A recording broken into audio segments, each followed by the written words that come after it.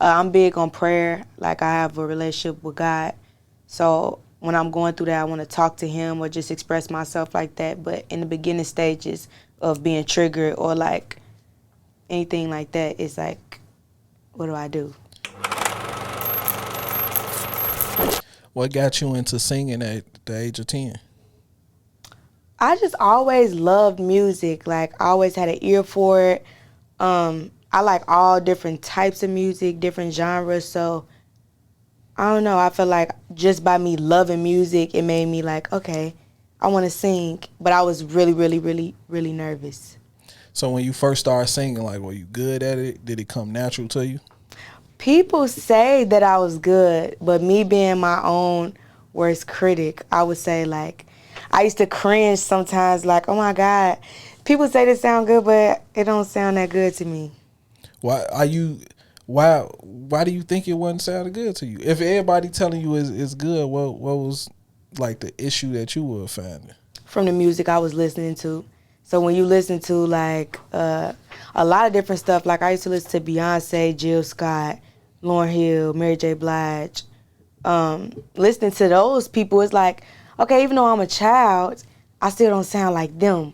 And this is what I like. So if I'm not sounding like this, not saying, I have to be somebody else, but I know good music. So if I'm not sounding like this, then I need to work on it. I get what you're saying. Like, you had high expectations for yourself, Yeah. basically. So at what point did you actually make the choice to be an artist? I took it seriously about 3.5 years ago. I was in my dorm room in college with my manager, but at the time she was my roommate, Callie Rose. Shout out Callie Rose. Gang, gang. Gang, gang. But we was just in our dorm, and I was just saying, like, I love music so much, I want to take it serious for real. So I started off, like, rapping, like, trying to do the whole rap thing, which I still do. Like, I'm a music artist, I sing and rap, but that's where I started. And it was like, again, people was telling me, like, girl, you got a voice, like, use your voice, it sound good. Yeah. So I'm like, okay. And I did a freestyle to Future Married to the Game, if y'all heard that. I did a freestyle to that, and that's when I first, like, really used my voice. And then after that, just kind of went up from there. All right, you say you sing and rap. Was it ever like a battle of you having to choose, like, I'm going to sing, I'm going to rap? Was you torn in between the two or something like that? In the beginning, because it was like when I was in college and I started taking music serious, it was like, I want to do music, period. But I don't think I'm a rapper, like, just to be categorized as a rapper. So it was like, where do I start for real? And that's where the confusion became. But I mean, I really rather sing than rap, but like, I like mixing the two together. So you could say I did have a hard time. What made you go to college? Like, what was your major? I majored in theater and acting, but just being there and just like, going through mental health issues and stuff, it was like, why am I here for real, as far as like theater?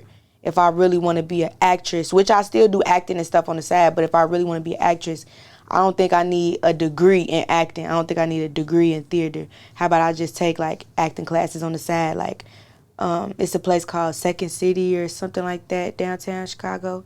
So stuff like that.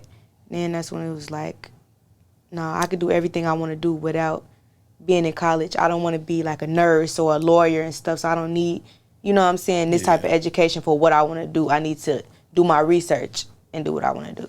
Now, say you say you was going through some mental health issues. When you were going through that, did you understand what was happening at the moment?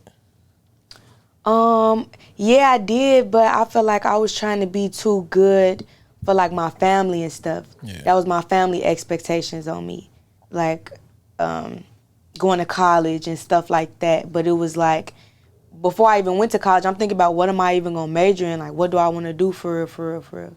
So it was like, that started driving me into like a depression. I suffer from depression.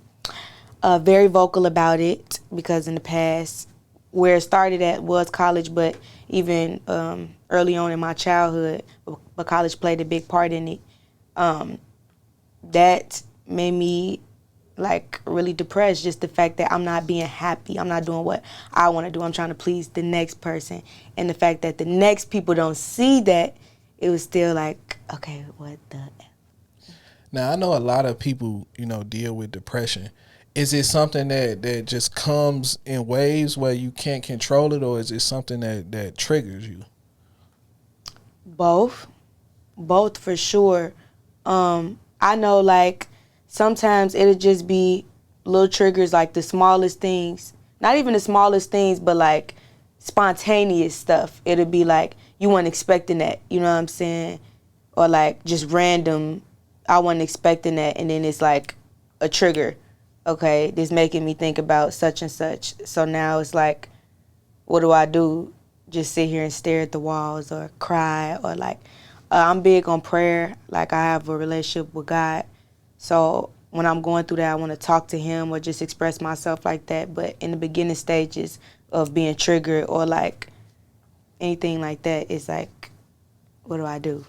You spoke on prayer helping you through it. What are some other ways that you have found to, deal with depression or battle it?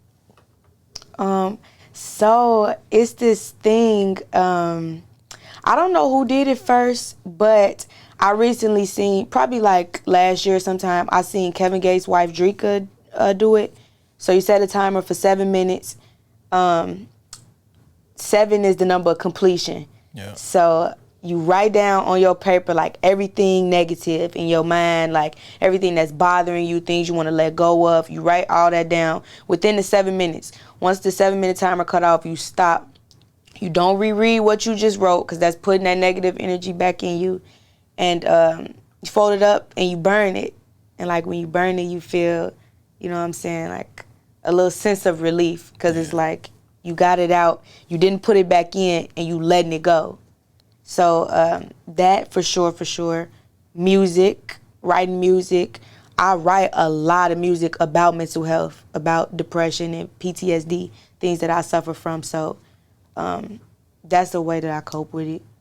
And I just say like trying to speak to the people around me. So like my manager, my fiance, people like that, my grandma. All right, now you spoke on being vocal about it. How do you use your platform other than music to, let people know that you are there and you are helpful in a way? Okay, so we got into like events and stuff like that. So since the beginning of this year, I've been doing a couple different events, like being a part of other people's events and then throwing events with people. But I know like I'm very vocal about like me battling depression. So I don't try to like turn like a positive event into like some sad stuff, but I like to throw that out there, or like I like to sing my music that's like touching on mental health, but then also uplifting people type of vibe. So I'll say, especially with the events, doing events, speaking out there, my clothing brand, it's called Pretty with the Hustle. So putting out like positive affirmations, but like positive slogans or quotes out there. So like Pretty with a Hustle stands for proudly representing everything that thrives you with the hustle. So throwing that out there. My manager has on a shirt today, wearing that and, telling people the meaning behind it. Like I said, pretty don't just stand for pretty, like, oh, she look pretty, or, you know what I'm saying, pretty vibes. It means proudly representing everything that thrives you. You know what I'm saying? More so like a mental thing. Heavy on the hustle, that's a part of the guys line. It's a unisex line. So stuff like that, like speaking positive at events, putting it in my clothing brand. I talk a lot on social media. I kind of been holding back lately, but just putting out like different quotes, Bible scripture, stuff like that. So wherever I'm at, even, in person, wherever I'm at, just putting out different forms of positivity.